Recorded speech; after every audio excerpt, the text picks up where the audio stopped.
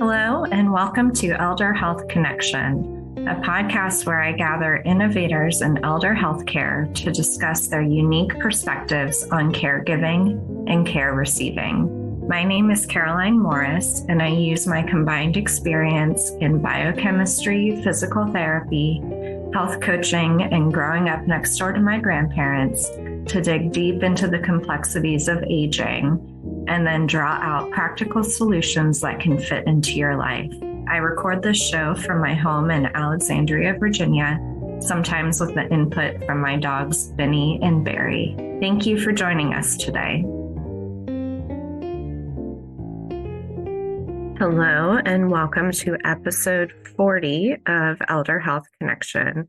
I am Caroline Morris, and today we are talking about really a very simple question that can drive meaningful conversation and change. And that question is, what do you already know? Before we get into the bulk of the episode, I just want to remind you that new episodes are published every other Monday.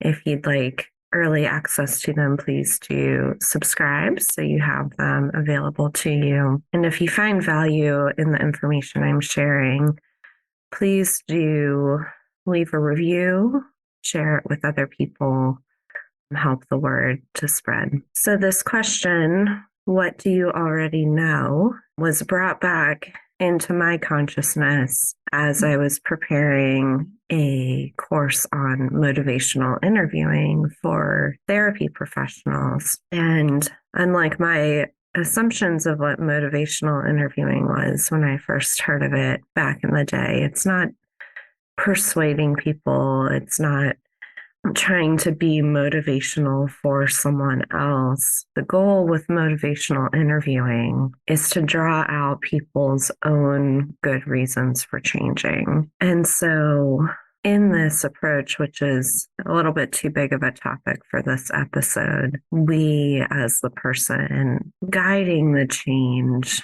need to get information from the people who might be resisting a change to see where they are. And what we don't want to do is just give blanket education and advice. So that brings us back to, what do you already know? This question's a great way to open a conversation. It is a great way to understand someone's baseline knowledge of a topic. It helps them to participate more in the conversation. I can't tell you the number of times that I've gone to physician appointments myself as the patient and very clearly marked in the chart my occupation is listed as physical therapist. And they've gone straight into educating me on the benefits of exercise. And I can tell you I start to tune out pretty quickly because I have hinged my career on the value of exercise, and I don't feel like I need to hear that from someone else. So, what do you already know? If you are finding yourself in a caregiving situation where you feel like you're repeating the same things over and over and they're not sinking in, and I would say in this case, perhaps someone without an advanced dementia, someone who is cognitively doing pretty well, you can try asking, what do you already know? And it could be whatever topic is the hot topic of the day. So oftentimes a hot topic is around driving safety. So giving up driving is a big loss of independence for many people, and there's often a lot of resistance around it.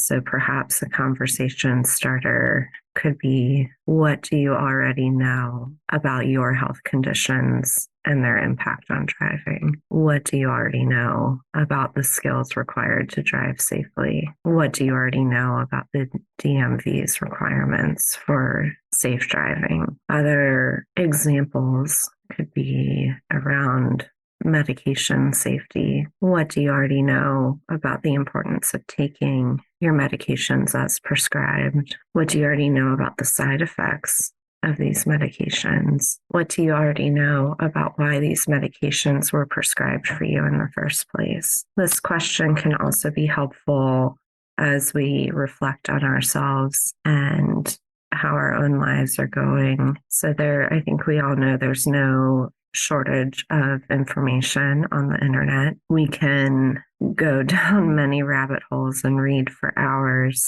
But if you're feeling stuck on something or like you don't know what to do, you may need to start by asking yourself what you already know in order to focus your search, in order to not drive yourself so crazy, to guide you to better information. Now back to if you're the person helping someone else through a change. Once you hear and really are presently listening, mindfully listening to what the person already knows, and there's more information to be shared, it is very important to ask permission before you share that information. So this is how that looks. What do you already know about sizing a walker for your height? That could be the question. And the patient, the person you're working with, your loved one, tells you something like, I just size it where it feels good to me. So there's some knowledge, but not complete. And you may reply with, may I share with you what I understand of how to correctly size a walker? What this does is provide advice in a more skillful way. So instead of telling the person they're wrong, instead of the yes, but approach, which is pretty much telling the person they're wrong, this allows the person to consent to hearing your advice and input. And so if they say yes, they're willing to hear what your understanding, your training is, your research has led you to, your professional opinion, your unprofessional opinion. Again, we can start to move the conversation forward and not get stuck in these argument loops of each person thinking they're right and resisting the other. And a really beautiful way to round out these conversations, after asking what you already know, asking permission to offer advice, then we can follow it up by asking what the person's understanding of the advice is, what they make of it. Does that fit into something they'd be willing to try? So one final example to bring this all together. Someone you're caring for tells you they don't want to take a medication anymore because of the side effects. And let's say for the purposes of this example that you are not the physician who prescribed the medication. So it could look like this. What do you already know about why that medication was prescribed for you? What do you already know about the consequences of stopping this medication? And then you hear the response. May I share my 2 cents with you? May I share my input with you? And if that, your input could be something like, that medication was prescribed for a reason, and you may have real reasons for stopping it, but it warrants a conversation with your physician or pharmacist in order to do so safely. And then you could round it out with, how do you feel about that? How does that sit with you? And then you can hear what the person's plan is moving forward, what their motivations are, and avoid a lot of that back and forth arguing. Thank you again for joining me today. I hope this question and process is useful for you in your caring relationships. It may be useful for you in other relationships as well.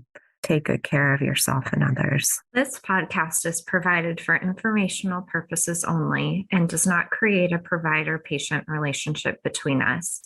If you have questions about your health, please speak to a qualified health professional. If you would like to learn more about working with me as your qualified health professional, please visit carolinemorris.com.